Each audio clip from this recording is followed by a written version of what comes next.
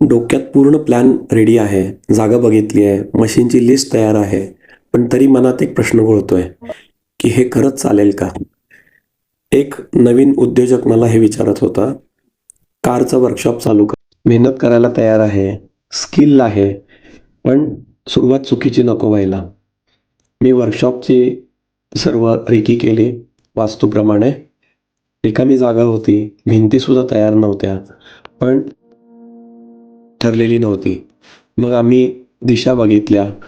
Car वर्कशॉपमध्ये कुठून सुरुवात होते हे पण फार महत्त्वाचं असतं. प्रवेशद्वार जर उत्तर किंवा पूर्व दिशेला ठेवला तर सुरुवातीपासूनच गाड्यांचा फ्लो येतो. ग्राहक आपोआप ओढले जातात. रिसेप्शन आणि बिलिंग काउंटर उत्तर दिशेला असेल तर पैसे येतातच आणि अडकत सुद्धा नाहीत, कारण उत्तर दिशा ही हिशोब आणि स्थैर्य शिकवते. वर्कशॉपमध्ये काम काय केलं जातं तर लिफ्ट असते, वेल्डिंग, डेंटिंग, पेंटिंग हे सगळं अग्नितत्वाशी संबंधित आहे. म्हणून दक्षिण आणि पूर्व दिशेला या गोष्टी केल्या तर वर्कशॉपसाठी उत्तम.